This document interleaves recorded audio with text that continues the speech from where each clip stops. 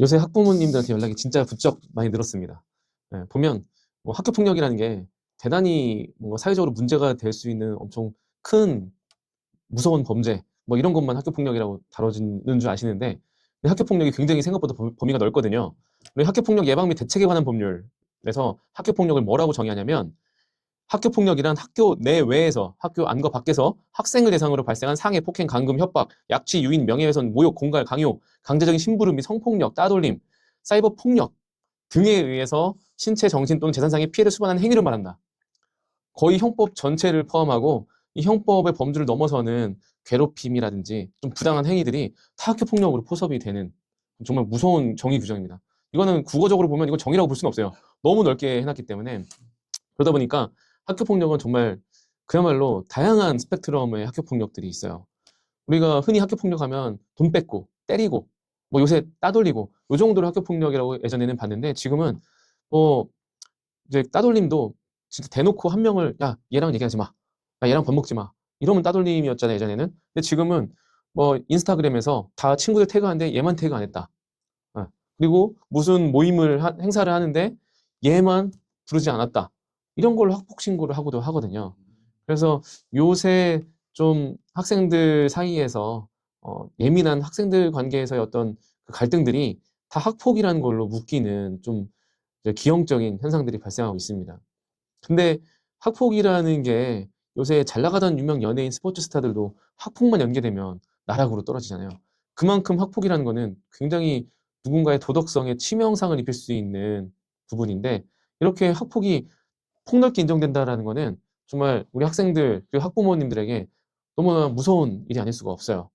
그래서 요새 학교에서도 교육청에서도 힘들어하는 거는 온갖 게 다 학폭이라고 신고가 들어오니까 학폭인지 아닌지를 따지고 또 고의가 있는지 또는 실수였는지 반성하는지 여러 지표에 따라서 그 징계의 수위도 좀 나누고 하는 일들이 필요한데 아무래도 전문성도 좀 떨어지고 학교폭력 그 심의위원회가 그리고 또 이게 학교폭력으로 처벌을 해달라고 요청하는 사람 이게 학교폭력이라고 학교폭력이냐고 다투는 뭐 가해자라고 지목된 그 가해 학생 그리고 그 부모들 너무 첨예하게 대립하기 때문에 이게 그 뭐 교육청의 단계에서 학교폭력심의위원회에서 끝나지 않고 법원까지 가는 경우가 상당합니다. 어, 학교폭력심의위원회에서 학교폭력이 아닙니다라고 판단했다면 그 판단에 대해서 이 피해자라고 주장하는 쪽에서는 뭐 이 결정이 잘못됐다 해서 행정소송을 겁니다. 반대로 학교폭력이 되게 중하게 인정이 돼서 중한 징계를 받은 입장에서는 요새 대학 가는 데도 장애가 있고 대학은 뭐 어떻게 한다 하더라도 나중에 사회에 나갔을 때 이 과거의 학폭 때문에 굉장히 불이익을 입을 수 있다는 것 때문에 양쪽 학부모들이 뭐 양보 없는 싸움을 하고 있는 현실이에요. 그래서 학교폭력으로 피해를 입으셨든 학교폭력 가해자로 지목이 됐든 법률 전문가의 도움이 굉장히 필요한 시대가 됐습니다. 그래서 뭐 어떤 경우에는 뭐 유튜브를 보고 학교 폭력으로 신고를 당하면 무조건 나도 맞폭, 맞고소라고 하죠. 맞 학교 폭력으로 신고를 하는 게 무조건 필요하다. 이런 경우로 좀 오해하는 분들이 있는데 잘못하면 반성이 없고 인정하지 않고 하는 것 때문에 이 징계의 수위가 되게 높아지는 불이익도 악영향도 있거든요. 그래서 사안에 따라서 적절히 어떤 법률적인 조언을 받아서 대응을 할 필요가 있는 영역인 것 같습니다. 요새 드라마 참교육이 굉장히 반향을 일으키고 있는데 우리 학교에 만연한 어떤 문제들에 대해서 우리 시청자들이 알게 되는 것도 굉장히 중요하고 좋은 방향인 것 같고 그런 문제를 드라마에서는 또 다른 폭력으로 시원하게 해소하는 사이다 전개를 하는 것 때문에 대리만족을 하고 하시는데 현실적으로는 불가능한 일이니까 현실적으로는 절차에 따라서 법률적으로 잘 풀어나갈 수 있도록 조언을 잘 받고 적절하게 대응하는 게 되게 중요한 것 같습니다. 이거는 외적인 질문인데 그러면 학교 폭력이 너무 그 범위가 넓어졌으니까 아이들한테 보면 야 그냥 친구들이랑 놀지 말라고 음, 하는 일들이 더 비일비재해질 것 같다는 생각도 드는데 그렇죠.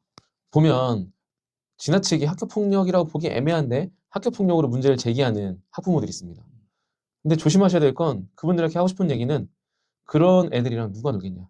음, 뭐 장난치다가 조금 불편함을 느끼며 학교 폭력이라 하면 누가 걔랑 놀아주겠냐. 결국은 자기 자식을 왕따로 만드는 길이다. 그래서 물론 분명히 학교폭력 피해를 입은 입장에서는 그 피해 회복을 받는 거는 아주 정의로운 행동입니다. 근데 이 학교폭력이라기보다는 아이들이 성장하는 과정에서 갈등을 겪고 그거를 해소하고 화해하고 서로 치유해 나가는 것도 교육인데 그 과정을 학교폭력의 그 심의위원회 어떤 절차로 법률적인 절차로 해소하려고 하면 결국은 그 자기 자녀의 어떤 교육 관계에 엄청나게 안 좋은 영향을 미칠 수 있기 때문에 그 부분 주의하셔야 돼요. 최근에 대전에서도 정말 어린 학생들, 초등학교 어린 학생들 사이에서 놀다가 장난치다가 학교 폭력을 당했다라고 이제 문제를 제기해서 이슈가 되고 있는 게 있습니다. 근데 그 아이는 학교에 와서 친구들하고 놀고 싶어요. 근데 그 학부모는 학교 폭력을 계속 다투고 있습니다. 그러면 그 친구들도 그렇고 그 친구들의 부모님은 저 친구랑은 웬만하면 뭘 하지 말아라 라고 얘기할 수밖에 없거든요. 저는 참 안타까운 게 그걸 아는지 모르겠어요. 자기 아들이 계속 될 수 있다는 거를. 어려운 일이네요. 그렇죠. 그래서 네, 선생님들이 정말 많은 애를 쓰시거든요. 선생님들이 진짜 뭐 생각보다 아이들 관계에서 트러블이 있다고 하면 트러블을 정말 뭐 성인과 성인들 간의 트러블 해소하듯이 아이들도 인격 대 인격으로 잘 해소할 수 있도록 교육을 하시거든요.